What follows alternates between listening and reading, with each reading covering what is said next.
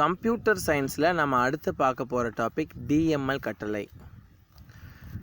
ஒரு அட்டவணையின் திட்ட அமைப்பு வடிவமைப்பு உருவாக்கப்பட்டவுடன் அதில் தரவுகளை சேர்க்கலாம். அட்டவணையில் வரிசைகளை சேர்த்தல், நீக்குதல், புதுப்பித்தல் போன்ற செயற்பாடுகளுக்கு டிஎம்எல் கட்டளைகள் பயன்படுத்தப்படுகிறது.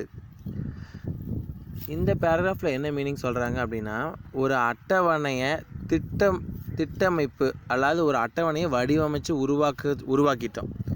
அதுக்கப்புறம் அதில் இருக்கிற டேட்டாவில் ஏதாவது ஒரு டேட்டாவை சேர்க்கலாம். இல்லை அட்டவணையோட வரிசைகளில் ஏதாவது ஒரு வரிசை சேர்க்கலாம், இல்லை ஏதாவது ஒரு வரிசை நீக்கலாம், ஏதாவது புதுப்பிக்கலாம். இந்த மாதிரி செயல்பாடுகள்லாம் டிஎம்எல் கட்டளையை பயன்படுத்தி செய்யலாம் அப்படிங்கிறாங்க. இன்சர்ட் கட்டளை வந்து தரவுத்தளத்தில் ஒரு புதிய தரவை சேர்க்கிறதுக்கு அல்லது புதிய பதிவுகளை சேர்ப்பதற்கு பயன்படுது. இதோட கட்டளை அமைப்பை பாருங்கள். இன்சர்ட் இன்ட்டு டேபிளோட நேமு, காலத்தோட லிஸ்ட்டு, வேல்யூஸ், அதுக்கு உண்டான வேல்யூஸ். எக்ஸாம்பிள் கொடுத்துருக்காங்க. இப்போ 2 இன்சர்ட் இன்ட்டு டேபிளோட நேம் ஸ்டூடெண்ட்டு, அந்த காலத்தோட லிஸ்ட் கொடுத்துட்டாங்க. என்ன அப்படின்னா admin number, name, age, gender, age, place. அதுக்கு வேல்யூஸ்ன்னு கொடுத்து அதுக்கு அந்த காலத்தோட லிஸ்ட்டுக்கு உண்டான வேல்யூஸ் கொடுத்துருக்காங்க. 100 ஆசிஸ் எம், அதாவது ஜெண்டர் அப்படிங்கிறது அந்த எம்ங்கிறது மேல், 17 சென்னைன்னு கொடுத்துட்டாங்க. இதே மாதிரியே இன்னொரு டேபிள் அதாவது அதே ஸ்டூடெண்ட்டோட டேபிளில் 2வது ரோ கொடுத்துருக்காங்க. இப்போ டேபிள் உருவாயிருச்சு.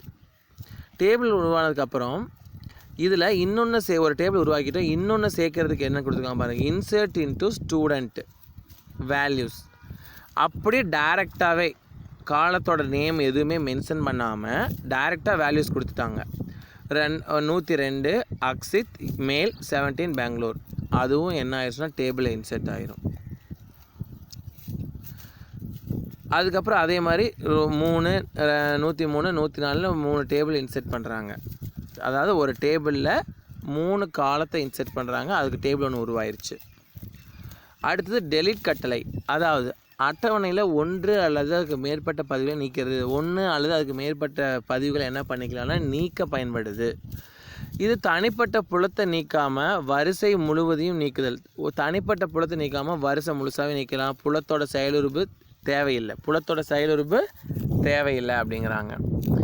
இதுக்கு என்ன கட்டளை பாருங்க. Delete from table name where condition. Delete from டேபிளோட நேம் என்ன ஸ்டூடெண்ட்டு, வேர் கண்டிஷன் என்ன அட்மின் நம்பர் ஈக்குவல் டு 104. 104 எங்கள் டேபிளில் என்ன இருக்குதுன்னு பாருங்கள். 104 டேபிள் என்ன இருக்குது, அபிநாத் இருக்கா. அப்போ அபிநாத் அது என்ன ஆயிரும் அப்படின்னா டேபிளில் இருந்து டெலிட் ஆகிடும். அந்த ஒரு காலம் மட்டும் டெலிட் ஆகிரும். அந்த ஒரு ரோ மட்டும் டெலிட் ஆயிரும். அடுத்தது டெலிட் ஃப்ரம் ஸ்டூடெண்ட். அதாவது அட்டவணையில் உள்ள அனைத்து வரிசைகள் நீக்க, மொத்த அட்டவணையில் எல்லா வரிசையும் நீக்கிறதுக்கு என்ன யூஸ் பண்ணணும்னா டெலிட் ஃப்ரம் ஸ்டூடெண்ட்டோட நேம். இந்த டேபிளோட நேம் என்ன ஸ்டூடெண்ட்டு. இப்போ டெலிட் ஸ்டார் ஃப்ரம் ஸ்டூடெண்ட் கொடுத்தா அந்த ஸ்டூடெண்ட்டுங்கிற டேபிள் மொத்தமும் என்ன ஆயிரும்னா டெலிட் ஆயிரும். அடுத்தது அப்டேட். ஒரு தரவுத்தளத்தில் உள்ள சில அல்லது அனைத்து தரவு மதிப்புகளையும் அப்டேட் கட்டளை புதுப்பித்தல் செய்யும். அதாவது ஒரு தரவுத்தளத்தில் சில அல்லது அனைத்து தரவு மதிப்புகளையும், அதாவது கொஞ்சம் இல்லை எல்லாமே மதிப்புகளையும் அப்டேட் கட்டளை புதுப்பித்தல் செய்யும். அது அட்டவணையில் உள்ள 1 அல்லது அதுக்கு மேற்பட்ட பதிவுகளை புதுப்பிக்க முடியும். அட்டவணையில் 1 அல்லது அதுக்கு மேற்பட்ட பதிவுகளை என்ன பண்ணால் புதுப்பிக்கணும். அப்டேட் கட்டளை வேர் கிளாஸை பயன்படுத்தி மாற்றப்பட வேண்டிய வரிசைகளையும், அப்டேட் கட்டளை வந்து எதை யூஸ் பண்ணி வேர்ங்கிற கிளாஸை பயன்படுத்தி நம்ம என்ன வரிசையை மாற்றணுமோ அதை செட் சிறப்பு சொல்லை பயன்படுத்தி புதிய தரவை குறிப்பிடுது. செட்ங்கிற சிறப்பு சொல்லை பயன்படுத்தி புதிய தரவை குறிப்பிடுது.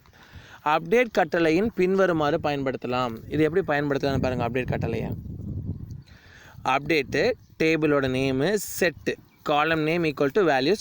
அதே ஒரு காலம் அதாவது ஒரு காலத்தோட நேம் அதுக்குண்டான வேல்யூஸ், ஒரு காலத்தோட நேம் அதுக்குண்டான வேல்யூஸ், வேர் அதோட condition.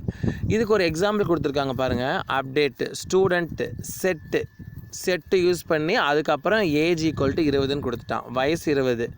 Where place equal to Bangalore. மேற்கொண்ட கட்டளை பெங்களூர் என்ற இடத்தில் இயங்கும் மாணவர்களிடையே வயது 20 என மாற்றி அமைக்கும். அதாவது பெங்களூருங்கிற பிளேஸ் வர இடத்துல அவங்களுக்கு எல்லாத்தோட ஏஜ் என்னென்னு காமிக்கும் அப்படின்னா 20ன்னு காமிக்கும். இந்த டேபிளில் 102 அக்ஷித் அப்படிங்கிறவங்க பெங்களூர் இருக்காங்க. அதோட ஏஜ் என்ன மாற்றிருச்சு, ஏற்கனவே என்ன இருந்துச்சுன்னா 17 இருந்துச்சு பாருங்கள். இங்கே பாருங்கள், அக்ஷித் 17 இருந்துச்சு, என்னவா மாற்றுச்சு 20ன்னு மாற்றிருச்சு. இதுதான் அப்டேட் அப்படிங்கிறாங்க. அடுத்தது சில கூடுதல் DDL கட்டளைகள். இதை நம்ம அடுத்த வீடியோஸில் பார்க்கலாம்.